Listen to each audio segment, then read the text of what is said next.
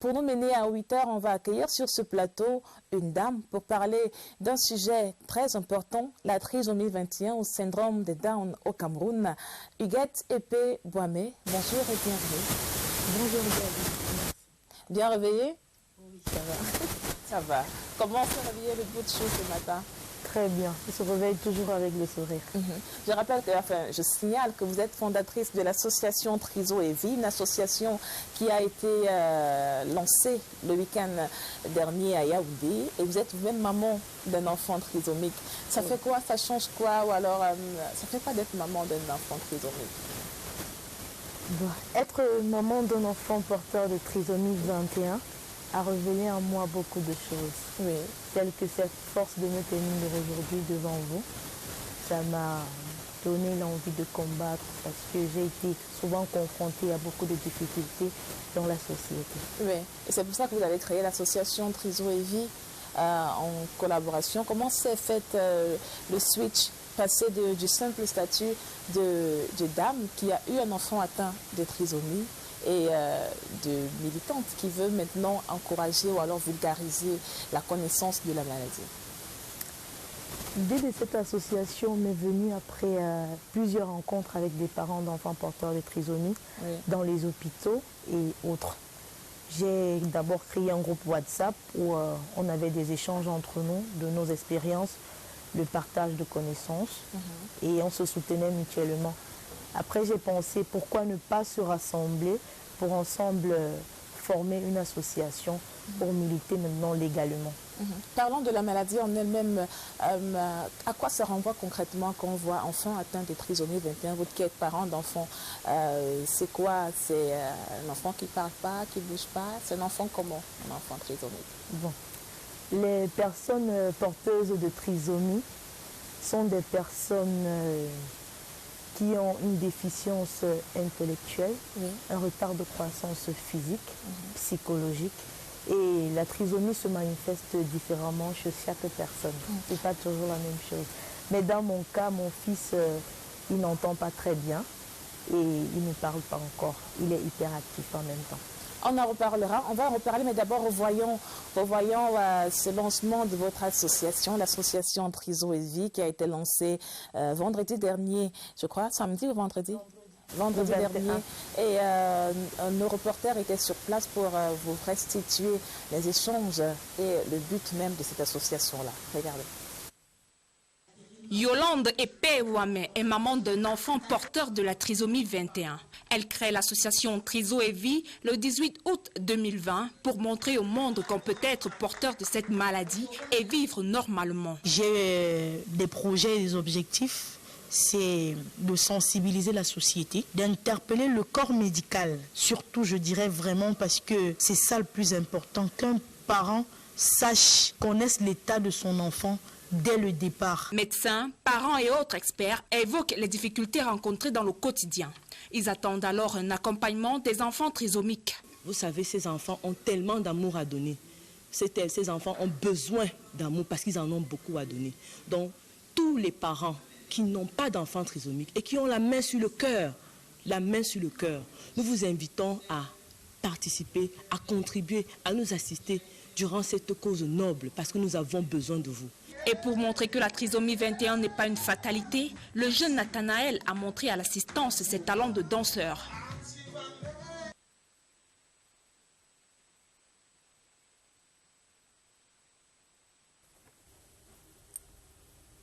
De belles images du jeune Nathanaël qui lançait donc l'association Triso et Vie. Huguette Epé, ça vous fait quoi de revoir ça?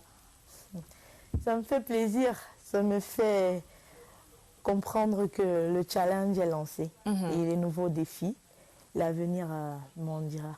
Alors dites-nous, parlons justement des difficultés des enfants trisomiques ou alors des parents qui...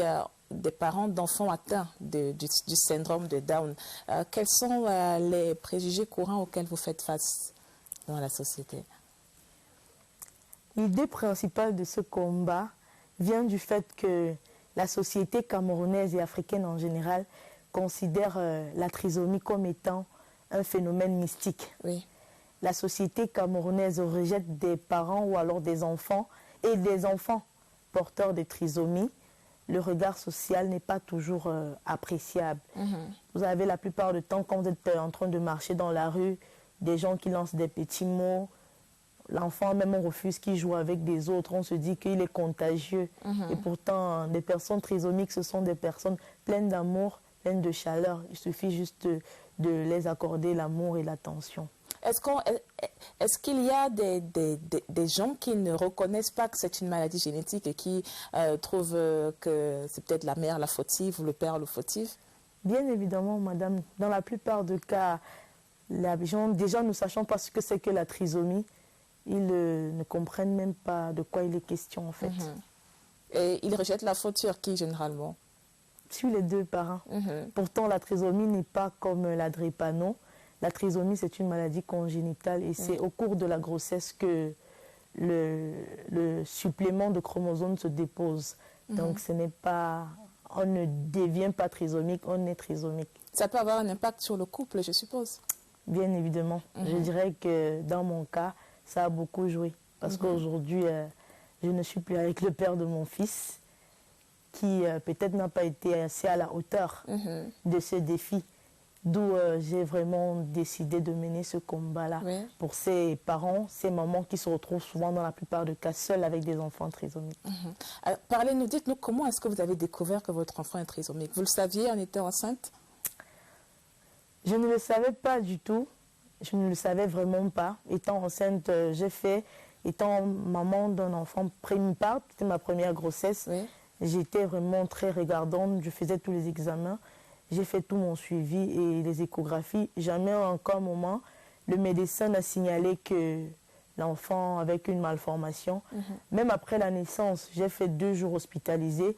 Le pédiatre est venu consulter l'enfant, m'a laissé partir avec l'enfant sans toutefois me signaler que l'enfant était malade. Même pendant les visites, les vaccins, jamais on ne me l'a signalé. Mais c'est au cours de sa croissance que je remarquais un retard avec les autres enfants du même âge. Il ne tenait pas la tête, il n'arrivait pas à s'asseoir, il était toujours fatigué et tout. Du coup, ça m'a interpellée. J'ai commencé à faire des recherches, des démarches. Par la suite, j'ai pris l'enfant un jour, je l'ai conduit à la Fondation Chantal Biya, où j'ai demandé à être dirigée au département de psychomotricité. C'est arrivé là-bas que le docteur Bamila Massège et son équipe m'ont fait comprendre que l'enfant était porteur d'une trisomie 21. À ce moment-là, vous vous dites quoi? Vous pleurez? C'est dur? Aujourd'hui, j'en ris, mais ça a été vraiment difficile. Ce jour, je me suis presque écroulée. J'ai appelé ma soeur jumelle et je lui ai dit Vanessa, viens me retrouver à la fondation parce que ce que j'apprends est au-dessus de mes forces. Une fois arrivée, bon, elle m'a bien remontée. Et y faire face chaque fois, je pleurais. Je pleurais les nuits. Mais un jour, j'étais en train de pleurer. Mon fils a enlevé son vêtement. Je n'oublierai jamais cette image. Il a enlevé son t-shirt, il est venu m'essuyer les yeux et il m'a tendu la main. J'ai pris sa main, j'ai dit waouh, cet enfant dont on dit qu'il est malade, comment il peut voir ma douleur au point de vouloir me consoler? J'ai dit fini les pleurs. Comme je me lève là, je me lève à partir d'aujourd'hui pour combattre. J'ai commencé les démarches dans mon combat. Ça fait plaisir de vous voir combattre ce matin sur Cameroun Délède. Merci. Alors dites-nous, être parent justement d'un enfant trisomique, est-ce que c'est lourd à porter? Est-ce que ça a quelle différence? Bon, c'était votre premier enfant, vous ne pouvez pas peut-être comparer, mais est-ce qu'il y a une charge supplémentaire pour s'occuper d'un enfant atteint de trisomie 21? Il y a tellement de charges, tellement de charges parce que un enfant porteur de trisomie, c'est un enfant qui a besoin d'un quotidien différent d'un enfant normal, si je peux me permettre. Vous voyez, quand vous arrivez à l'hôpital, vous avez 4, 5, 6 examens à faire. Ces examens, vous les faites à 100%. Une citoyenne camerounaise moyenne qui ne travaille pas ne pourrait parvenir à faire tous ces examens-là. On a une difficulté au niveau de la nutrition parce que les enfants trisomiques sont souvent difficiles avec les repas. Il faut, par exemple, moi, mon fils, il ne supporte pas les fruits en morceaux. Il faut acheter des compotes de fruits chaque fois. Ça coûte. Il a 4 ans aujourd'hui. Ça fait 4 ans que je le fais. Donc, un parent qui ne travaille pas, comment est-ce qu'elle fait? C'est pourquoi, dans la plupart des cas, il est difficile pour un parent de prendre soin d'un enfant trisomique. On a bien la volonté, mais la difficulté financière et la société ne sont pas favorables. On suppose que ceux qui n'ont pas justement les moyens de faire face aux contraintes qui sont liées à l'éducation d'un enfant trisomique se retrouvent parfois à les abandonner. Il y a des cas d'abandon? Oui, il y a des cas d'abandon. Il y a des cas d'abandon.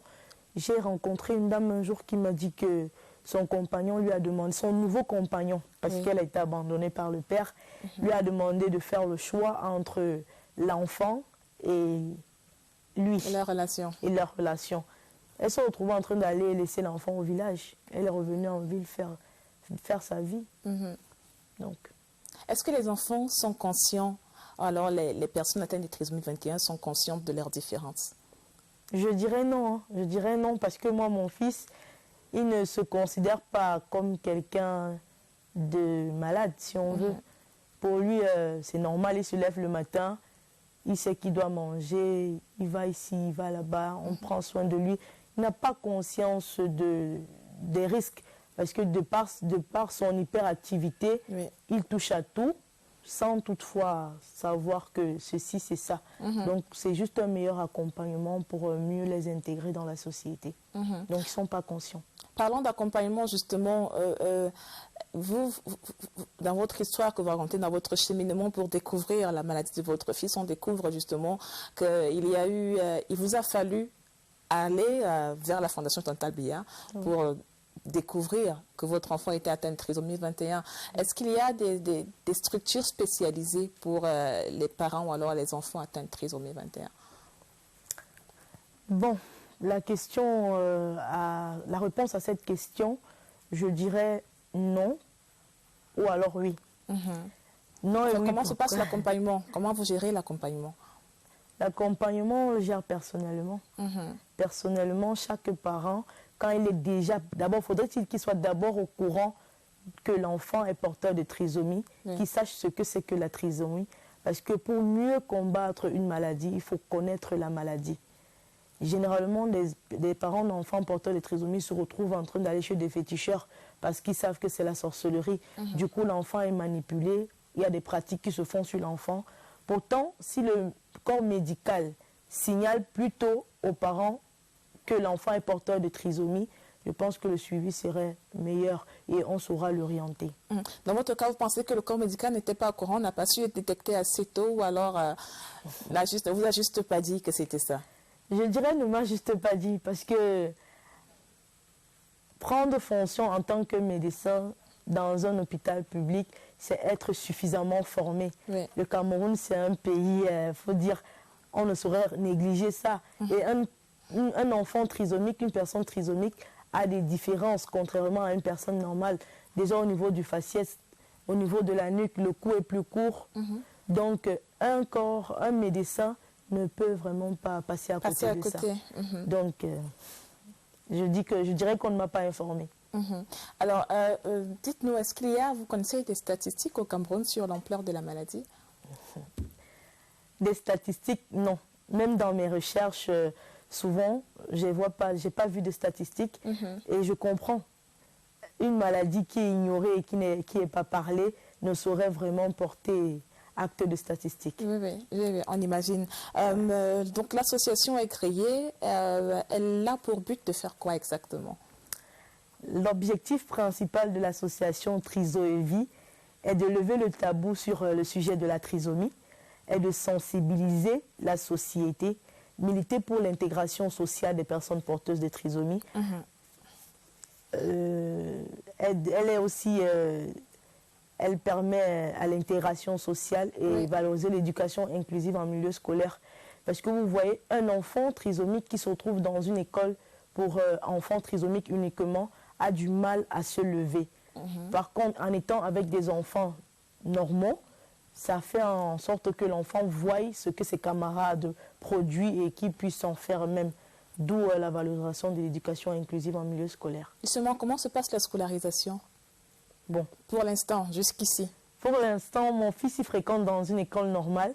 J'ai eu la grâce qu'il soit accepté l'année passée à l'école Bill Gates School à qui je dis vraiment merci, à sa maîtresse Auntie Candice, qui a su prendre soin de lui.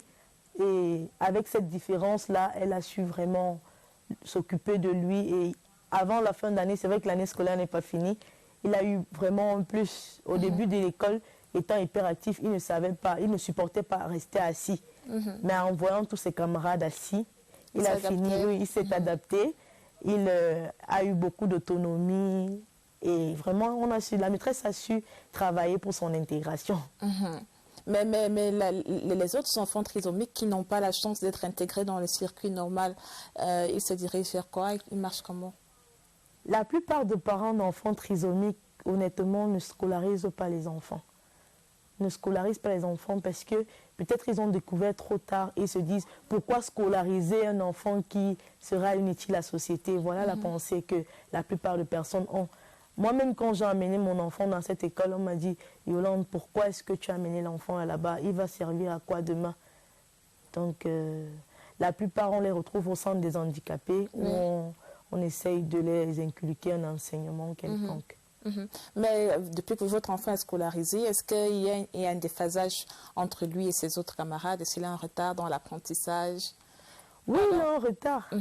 Il est en retard parce que déjà c'est mental. Il est né avec, donc sa capacité à comprendre ne saurait être la même qu'un enfant de son âge. Mais à force de voir les autres poser un acte, il le pose après que les autres l'aient posé. Par exemple, j'ai souvent eu à aller à l'école pendant le regroupement avant l'entrée en salle. Il y a des petits exercices qu'on les fait. Il regarde juste son camarade à côté. Par exemple, si on dit main sur la tête, les autres ont déjà posé la main sur la tête. Mais lui, c'est après avoir vu qu'ils ont la main sur la tête qu'il pose la main sur la tête. Donc, il va un peu en retard. Mais le contact aide quand même à s'adapter, à se réveiller, comme vous l'avez dit. C'est ça. Oui. Quel sacrifice ça vous demande, vous? Alors, son arrivée dans votre vie a dû vous amener à consentir? Sacrifice au niveau financier. Le principal sacrifice, c'était ça. Il fallait mettre mes projets de côté, concentrer mes finances dans ses soins. Vraiment, je l'ai fait. Et si vous avez vu, le voyez comme il est aujourd'hui. Ah, c'est lui qui dansait? Oui, c'est lui qui dansait. Okay. C'est lui qui dansait. Parce qu'à l'hôpital, on avait dit qu'il n'allait pas marcher. Je partais chez un kiné, on faisait des massages et tout. Et ça coûte. Après, il y a des examens et autres qu'il faut faire tout le temps, quotidiennement. Ça prend beaucoup. Donc, j'avais certains projets qui devaient être... Bon, mais ça va, je ne regrette pas. C'est ma plus belle réussite. Le voir comme ça, épanoui, tenir le micro, en train de chanter, pourtant il ne parle pas, ça fait vraiment plaisir. Vous avez peur d'une autre grossesse maintenant? Non, j'ai pas peur. J'ai pas peur. C'est vrai que la première, j'ai fait un enfant trisomique. On va regarder, on va dire que non. Deuxième, ça peut être pareil. Mais j'ai pas peur. Parce que ma première grossesse, elle m'a apporté aujourd'hui beaucoup de joie de voir des parents autour de moi, de pouvoir transmettre quelque chose. C'est un plaisir. Vous avez des espaces où vous vous regroupez, où vous parlez, où vous échangez, où vous informez, où on vous informe peut-être sur la maladie? On a un groupe WhatsApp entre nous les parents, une plateforme où on a des échanges de partage et on se retrouve généralement au siège de l'association, si au Carrefour Iptec, où on discute entre nous. Alors, si on a un parent trisomique qui nous regarde, qu'est-ce qu'il doit dire à son enfant?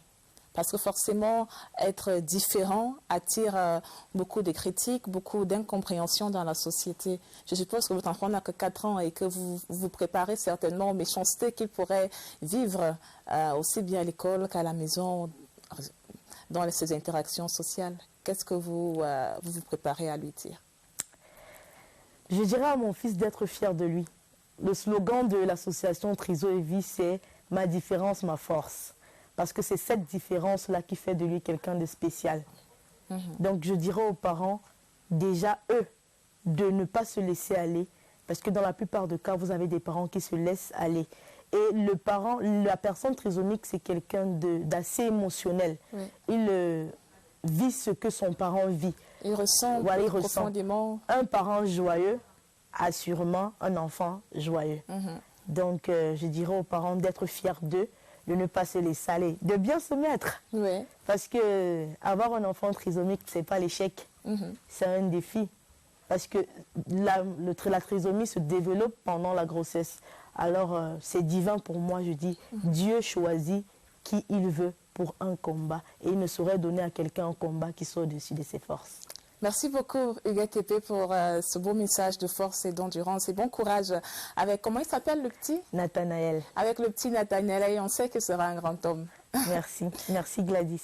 C'était Huguette Épée Boismet, qui est la fondatrice de l'association Triso et Vie, nouvelle association pour vulgariser, sensibiliser au syndrome de Down, à la trisomie 21 au Cameroun, et expérience très enrichissante sur ce plateau de Cameroun Daylight pour nous mener aux 8h, présenté par Nadia Amana, journal de 8h. Juste après, vous retrouverez Cameroun Feeling sur la CRTV avec Eric Christian.